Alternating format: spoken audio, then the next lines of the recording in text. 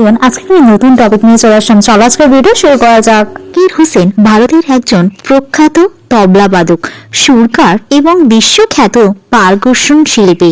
তিনি 1951 সালে 9 মার্চ ভারতের মুম্বাইতে ভারতের এক সঙ্গীত পরিবারে জন্মগ্রহণ করেন। তার পিতা উদ্দাস আল্লাহ রাখা একজন বিশ্বখ্যাত তবলাবাদক ছিলেন। জাকির হোসেন ছোটবেলায় থেকেই সঙ্গীতের প্রতি আগ্রহী ছিলেন। মাত্র 7 বছর বয়সেই তবলা বাজানো শুরু করেন। তিনি তার পিতার কাছ থেকে তবলায় শিক্ষা লাভ করেন। তিনি মাত্র 12 বছর বয়সে তিনি প্রথম মঞ্চে পারফরমেন্স করেন। তিনি অসাধারণ তার কারণে সঙ্গীত বিশ্ব পরিচিত লাভ করেন। জাকির হোসেন সঙ্গীত জীবনে ভারতীয় শাস্ত্রীয় সঙ্গীতের অঙ্গ এবং আন্তর্জাতিক ফিউশন মিউজিকের ক্ষেত্রে সমৃদ্ধ। তিনি শাস্ত্রীয় সঙ্গীত ছাড়াও পশ্চিমা সঙ্গীত এবং বিশ্ব সঙ্গীতের সঙ্গে ফিউশন তৈরি করেন। তার শক্তি নামে গ্রুপটি গঠন করেছিলেন, যেখানে তিনি জন ম্যাকলফিন সহ আরও অনেকেই বিশ্বখ্যাত শিল্পীর সঙ্গে কাজ করেছেন। তিনি প্ল্যানেট ড্রাম নামে একটি গ্র্যামি পুরস্কার মিউজিক গ্রুপের সদস্য ছিলেন। জাকির হোসেনের স্ত্রী অ্যান্টোনিও মিনোকোলো একজন কত্থক নৃত্যশিল্পী। তাদের 2 কন্যা সন্তান রয়েছে। তিনি ভারতের পাশাপাশি যুক্তরাষ্ট্রেও বাস করেন এবং সঙ্গীত পরিবেশন করেন। ভারতীয় শাস্ত্রীয় সঙ্গীতের অঙ্গ এবং আন্তর্জাতিক ফিউশন মিউজিকের ক্ষেত্রে সমৃদ্ধ।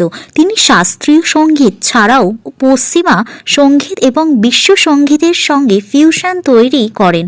তার শক্তি নামে গ্রুপটি গঠন করেছিলেন, যেখানে তিনি জন ম্যাকলফিন সহ আরও অনেকেই বিশ্বখ্যাত শিল্পীর সঙ্গে কাজ করেছেন। তিনি প্ল্যানেট ড্রাম নামে একটি গ্র্যামি পুরস্কার মিউজিক গ্রুপের সদস্য ছিলেন। জাকির হোসেনের স্ত্রী অ্যান্টোনিও মিনোকোলো একজন কত্থক নৃত্যশিল্পী। তাদের 2 কন্যা সন্তান রয়েছে। তিনি ভারতের পাশাপাশি যুক্তরাষ্ট্রেও বাস করেন। জাকির হোসেন বহু পুরস্কারে ভূষিত হয়েছেন। 1988 সালে তিনি পদ্মশ্রী এবং 2002 সালে পদ্মভূষণ পুরস্কার সম্মানিত হন। তিনি 1990 সালে সঙ্গীত নাটক একাডেমি পুরস্কার পান, গ্র্যামি পুরস্কার এবং ন্যাশনাল হেরিটেজ ফেলোশিপ সহ বহু আন্তর্জাতিক সম্মান অর্জন করেছেন। ফাইবোসিস আক্রান্ত হয়ে 73 বছর বয়সে সান ফ্রান্সিসকোর একটি হাসপাতালে শেষ নিঃশ্বাস ত্যাগ করেন জাকির হোসেন। তার মৃত্যুতে সঙ্গীতের জগতে গভীর শোকের ছায়া নেমে এসেছে এবং তার অবদান চিরস্মরণীয় হয়ে থাকবে।